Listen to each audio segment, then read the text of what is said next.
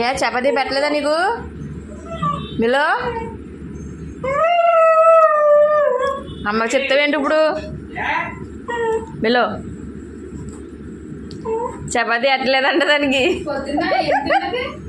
అన్న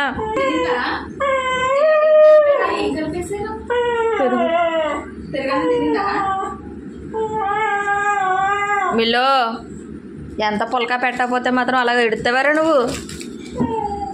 ఎడుతావా మిలో? ఓయ్ ఏంటి నీకేమో అయ్యా మిలో